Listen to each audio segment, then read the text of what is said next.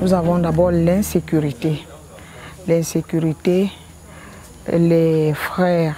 Nous avons actuellement plus de 3000 déplacés qui sont à la ferme suisse, qui sont à Pouangok, je veux dire.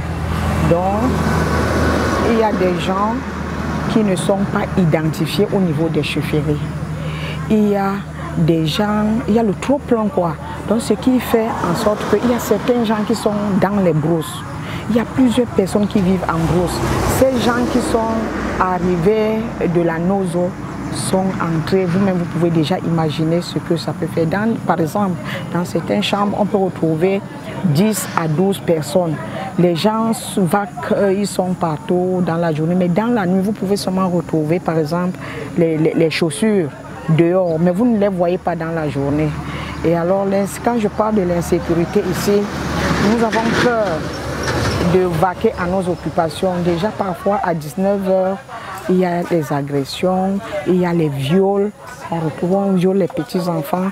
Et quand vous voyez, la société n'en tient pas compte. Il y a même parfois les cas de décès des enfants qu'on a violés. Et nous avons des séquelles. Ces enfants n'ont pas été pris en charge. Les enfants de 9 ans, les enfants de 3 ans, les enfants de 5 ans, les enfants qui partent à l'école. Donc parfois ils ne peuvent plus prendre le chemin ensemble, ils sont obligés de marcher parfois en groupe.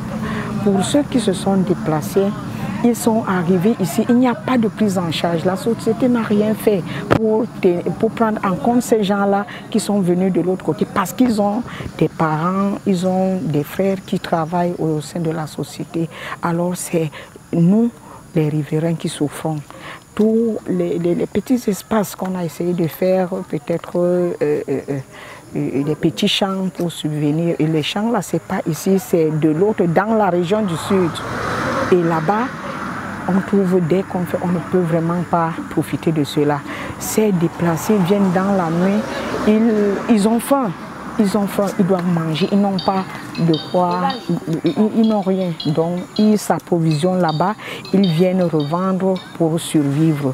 Voilà. Et dans la nuit, nous ne pouvons pas peut-être aller dans nos réunions des femmes comme on allait avant parce que vous allez voir quelqu'un sortir avec la machette. Et nous avons eu ça dernièrement, on a coupé le bras d'une de nos sœurs. Maintenant, nous avons un autre fléau ici, là, c'est le tabagisme. Il y a des enfants, vu qu'il n'y a plus les terres, il n'y a plus rien à faire, il n'y a pas d'occupation. Les enfants ne travaillent pas dans la société, les femmes ne travaillent pas, leurs enfants ne travaillent pas. Qu'est-ce qu'ils font? Ils sont livrés à l'alcoolisme. Les gens vont peut-être dans les bars, les enfants vont dans les bars, les petits-enfants, les adolescents même. Et d'autres prennent du chanvre. Ils prennent du chanvre. Et quand un enfant a pris du chanvre, nous avons les grossesses précoces avec tout ça. Et voilà comment nous vivons ici. C'est Dieu seul qui nous garde.